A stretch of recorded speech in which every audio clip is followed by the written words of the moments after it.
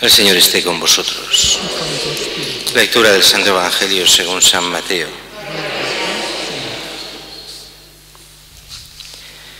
En aquel tiempo oyó el tetrarca Herodes lo que se contaba de Jesús y dijo a sus cortesanos: este es Juan el Bautista, que ha resucitado entre los muertos, y por eso las fuerzas milagrosas actúan en él.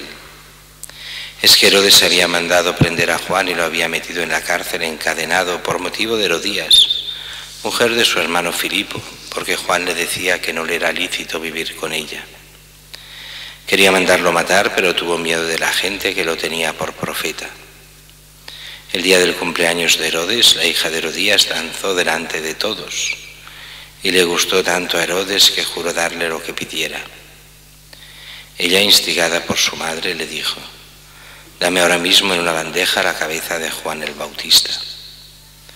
El rey lo sintió, pero por el juramento y los invitados ordenó que se la dieran, y mandó decapitar a Juan en la cárcel. Trajeron la cabeza en una bandeja, se la entregaron a la joven y ella se la llevó a su madre. Sus discípulos recogieron el cadáver, lo enterraron y fueron a contárselo a Jesús. Palabra del Señor.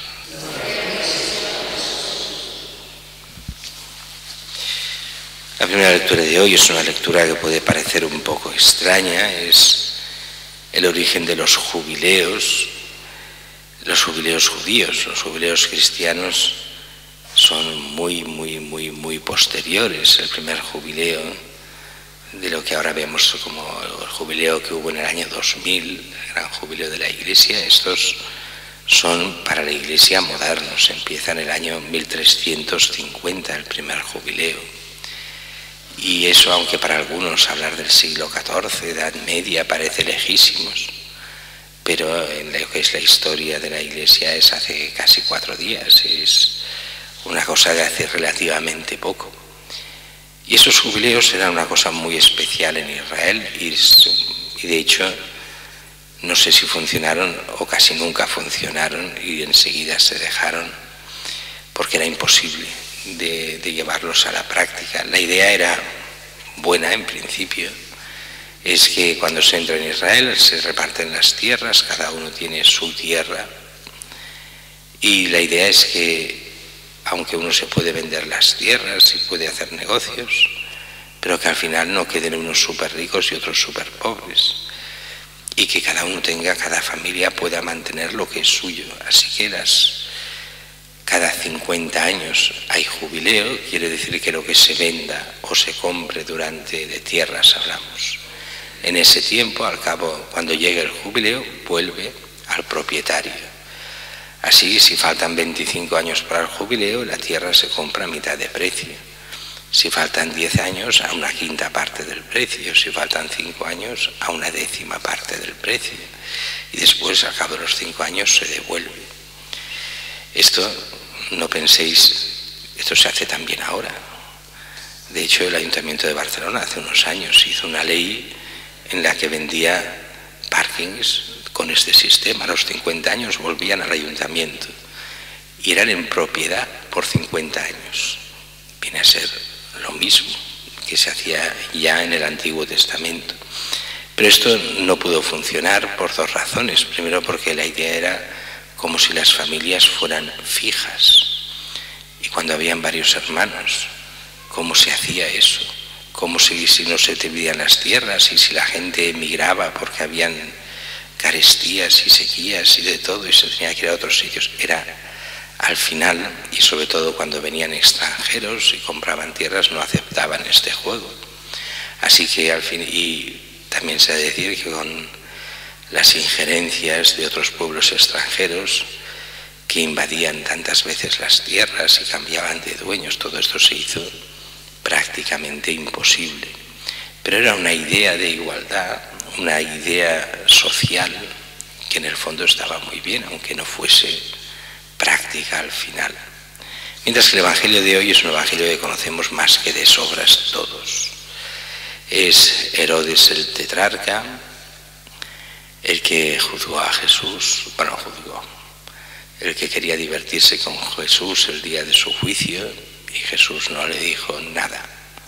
Pasaba de él un hombre corrupto hasta la médula, un hombre que solo le importaba a él y poco más en su historia, y acaba de una forma muy desgraciada Herodías y él, porque 9 años después de la muerte de Jesús, su sobrino tiene otro título de una parte de lo que es Israel, de lo que hoy sería Israel, y él se va a ver a Calígula, el gobernador, para que le dé el título de su sobrino y lo haga rey, porque en realidad Herodes no era rey, era tetrarca, y el tetrarca era un poder compartido con el gobierno, pero la gente le llamaba rey, pero él quería el título oficial de rey y quedarse con lo que era de su sobrino.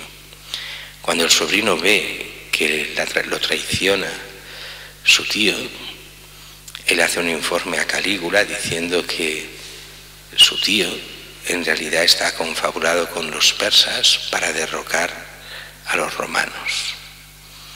Y entonces al final lo que hacen es que se lo dan todo al sobrino, y el tío, Herodes, acaba deportado en Lyon y al cabo de muy poco muere aquí en España. Y toda la fortuna y todo lo que es de Herodías también se lo queda el sobrino. Todos estos líos que tienen esta familia de Herodes, que eran un desastre absoluto. Pues bien, los pecados, y esto es lo que nos enseña especialmente este texto, es que cuando se acepta el pecado, cada pecado lleva otras consecuencias que llevan a otro pecado. Primer pecado: se ha casado con la mujer de su hermano, repudiando así la propia para poderse casar con esta. Y este pecado grave y además escándalo para el pueblo es el primer pecado. Después de esto viene Juan Bautista, que lo denuncia públicamente. Nadie se atreve a denunciarlo públicamente. Esto recuerda aquel cuento, el del rey desnudo, que el rey que hace ver que lo visten con unas ropas especiales que solo ven la gente pura y tal, y que parece que va a gran vez, pero va desnudo. Pues esto pasa lo mismo con los políticos y los poderosos de todas las épocas. Se creen que son alguien, pero van desnudos. Solo se atreven a decirlo los niños y la gente de bien. Todos los demás no.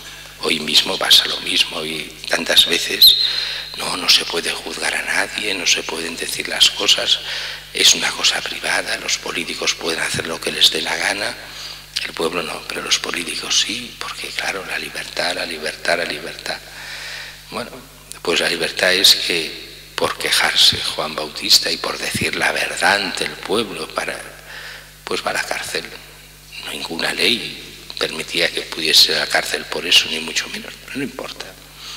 Nuevo pecado de Herodes: pone a la cárcel al más grande de los hombres nacidos de mujer después de Jesucristo, faltaría más.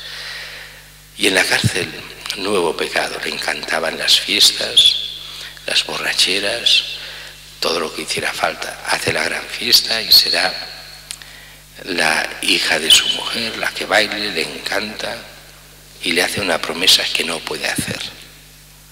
Y la hace ante los testigos de la fiesta: te daré lo que quieras, pídeme absolutamente lo que quieras que te daré, aunque fuera la mitad de mi reino. No puede hacer estas promesas porque primero no tiene reino, él es tetrarca, o sea, comparte el poder con los romanos, pero los que mandan son los romanos. Y segundo, es peligrosísimo hacer promesas sin saber lo que prometes.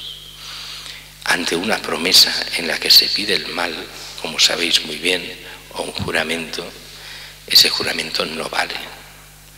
O sea, pongamos un ejemplo: si yo juro que haré lo que uno quiera y dice, pues mata a fulano, ese matar a fulano está bien o está mal, pues entonces el juramento no vale, porque ¿cómo voy a jurar? O sea, decirle a Dios que me comprometo a hacer el mal, no puedo. Ante Dios debo no hacerlo. Pero si hay el juramento, sí, pero el juramento es ante Dios, al que le debo solo el bien. Así que aquí lo hace no por Dios, sino solo por por la gente, por el qué dirán, porque ha dado su palabra, ha prestado juramento para eso. Bueno, la estupidez del pecado, que un pecado va detrás de otro, y el otro, y el otro, y así cortará la cabeza de Juan Bautista. Para nosotros es evidente, el mal se come al mal, y el mal es una cadena de males. Por eso el mal hay que cortarlo. Y eso quiere decir que si uno va haciendo el mal y está en esta cadena de mal, pues llega el momento que ha de parar en seco y no jugar con el mal. Porque si no, acabamos muchísimo peor y acabamos siendo unos auténticos desgraciados, como era esta familia. Pero muchos cristianos han acabado muy mal siendo cristianos porque no dan importancia al pecado. Y lo que es peor, se justifican siempre. Esto es una de las cosas que vemos tantas veces en el confesionario. Una cosa es reconocer los pecados, muy bien, pedir perdón a Dios, muy bien. Y otra cosa es justificarse de los pecados. Y hay mucha gente que se justifica de sus pecados. Y en el fondo está diciendo, bueno, he hecho esto. El Señor dice que está mal, la Iglesia dice que está mal, pero yo digo que está bien. No me lo dice así porque si lo dice de esta forma, claro, no se le puede dar la absolución, pero se nota que va por ahí.